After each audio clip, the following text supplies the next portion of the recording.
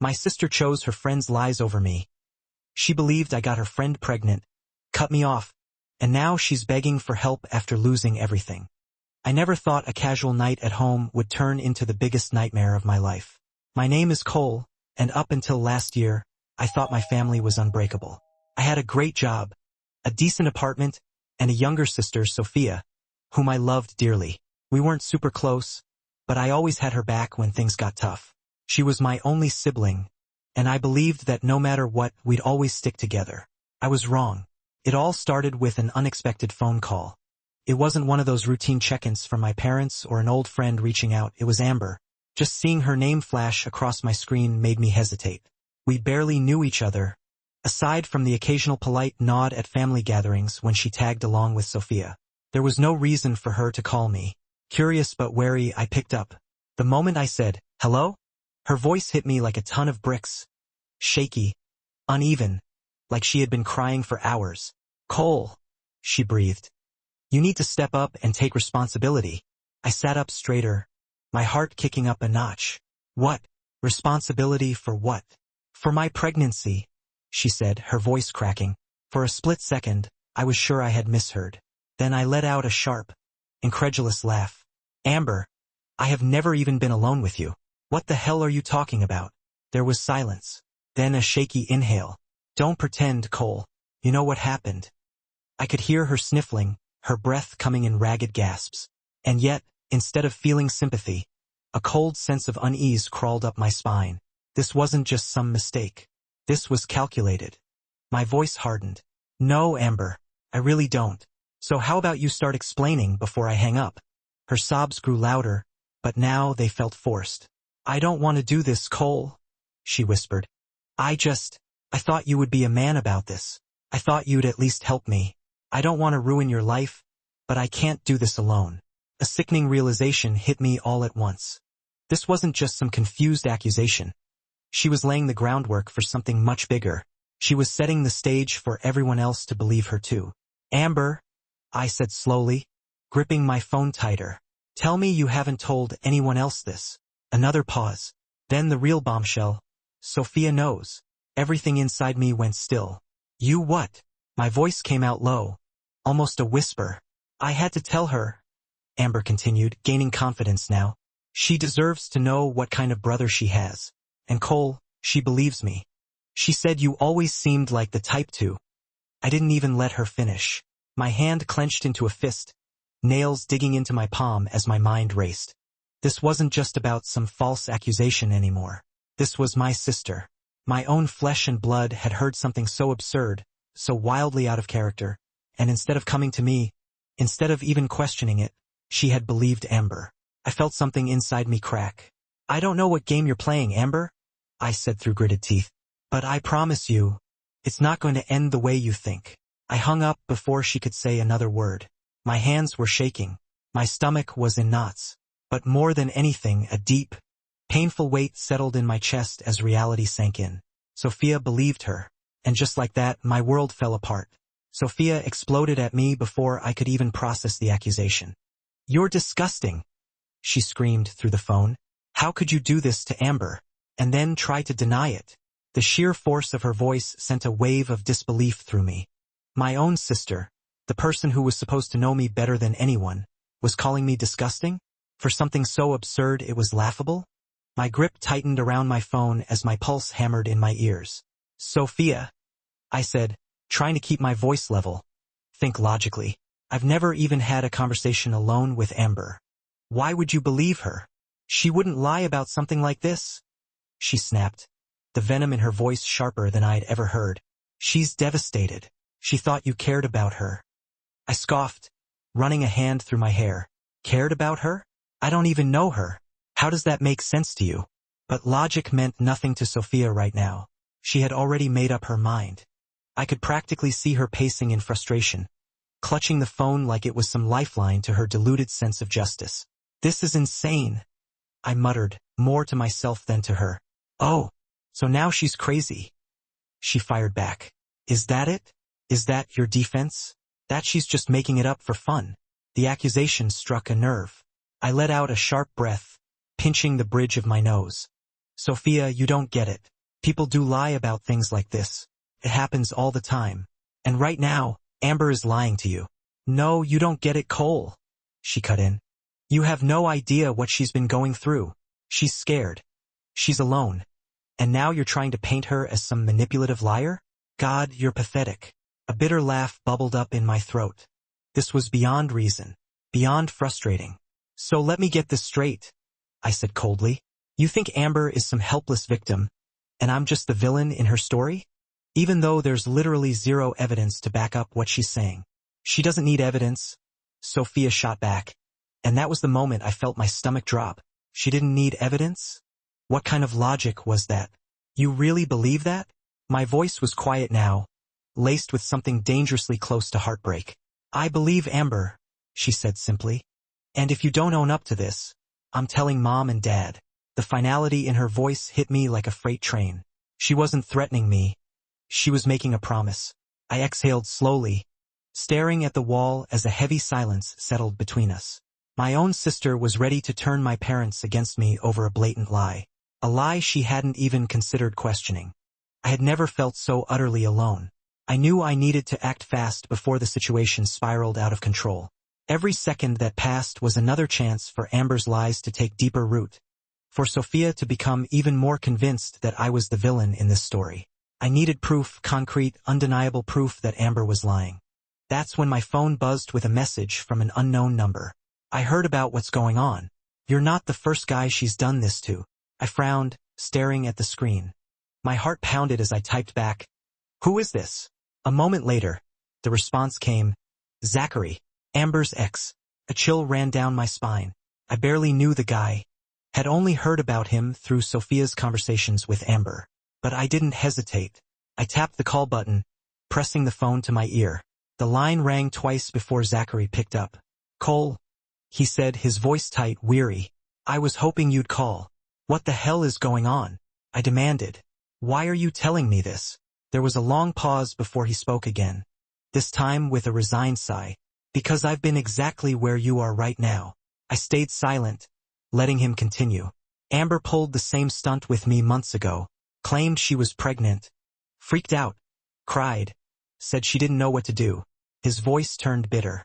"At first I believed her. I was scared, man. She told me she didn't want anything from me except support. Said she didn't need money. Just someone to be there for her." I swallowed hard, my grip on the phone tightening. "And then what happened?" Zachary let out a dark chuckle. "Then came the requests. Small at first. Help with a doctor's visit. A little cash because she was too stressed to work. Then suddenly she was talking about needing money for prenatal care, for a place to stay." He took a deep breath. "Something didn't sit right, so I started digging, pressing for proof. And guess what? She never went to a doctor. Never had a single test.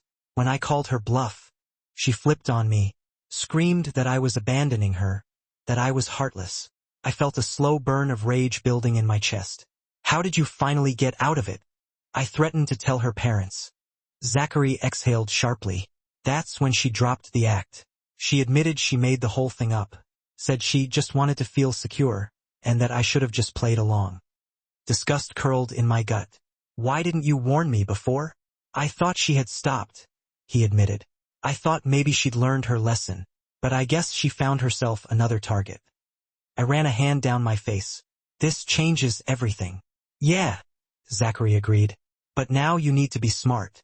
You can't just tell people she's lying. You have to prove it." He was right. If I wanted to clear my name, I needed evidence. And I needed it fast. Armed with what Zachary had told me, I knew I had to act. I couldn't let Amber's lies continue unchecked. The first step was talking to my parents. To their credit, they didn't immediately take Amber's claims as truth. But they didn't dismiss them either. They listened, nodding slowly as I laid out everything Zachary had told me. The manipulation, the fabricated pregnancy, the emotional blackmail. Dad leaned back in his chair, his jaw tight. "This is a serious accusation, Cole. Are you absolutely sure?" "Beyond sure," I said firmly. "She never had any proof. She pulled the exact same stunt with Zachary. He confronted her, and she admitted to making everything up." Mom wiped her hands against her jeans anxiously. "But why would Sophia believe her so blindly? She knows you, Cole." She should have at least asked for your side before taking Amber's word as gospel. I exhaled heavily, frustration boiling beneath my skin. Because Amber is good at what she does. She plays the victim perfectly, and Sophia wants to believe she's helping someone who's in need. My parents exchanged a look. I could tell they wanted to believe me, probably even did, but they also knew this wasn't something they could resolve for me. I had to confront Sophia myself, and so I did. When I knocked on her door, she didn't hesitate to open it. But the moment she saw my face, her expression darkened. "What do you want?" "To talk," I said, my voice steady despite the storm brewing inside me. "Sophia, please, just hear me out." She crossed her arms, leaning against the doorway. "Oh, so now you want to explain?" After trying to gaslight Amber and make her seem like a liar, I clenched my fists at my sides. "She is a liar, Sophia. She did the same thing to Zachary. She never had a pregnancy scare. She just wanted control, money, attention." Sophia scoffed. "Of course you'd say that. Anything to weasel your way out of this." I felt my patience snapping like a frayed wire. "God, Sophia, do you hear yourself? When have I ever given you any reason to doubt me like this? When have I ever lied to you?" "People change," she shot back. "You could be lying now. Or maybe you just don't want to admit you're wrong." I countered, my voice dropping. "Maybe it's easier for you to keep believing Amber than to admit she played you." Her nostrils flared. "Get out." "Not until you listen," I said, taking a step inside. "She's using you, Sophia. She's done this before and she'll do it again. You're just another pawn in her game. But you don't have to be. You can walk away from this before it's too late." Her expression faltered, just for a second. But then her anger returned, stronger than before. "No, you don't get to twist this around on me. You hurt her, and you're going to pay for it. If you don't own up to this, I'm telling Mom and Dad," she warned, her voice like ice. And just like that, I realized there was no getting through to her. Amber had sunk her claws in deep. She had convinced Sophia that I was the enemy, and no amount of truth was going to change that. I turned on my heel, my heart hammering against my ribs. "Do what you want, Sophia. But don't say I didn't warn you." When I returned home, my parents were waiting. One look at my face and Dad knew. She wouldn't listen, would she? I shook my head, my throat too tight to speak. Dad's jaw clenched. "Then she's made her choice. If she wants to stand by Amber, fine. But she's on her own. No more tuition, no more financial help." Mom let out a quiet sob. "We raised you better than this, Sophia." And yet, even as I heard those words, I knew deep down, she wasn't going to back down. She was too far gone. Sophia packed her things and left our parents' house without a word to me. I watched from the doorway as she loaded up her car, her face set in a determined scowl.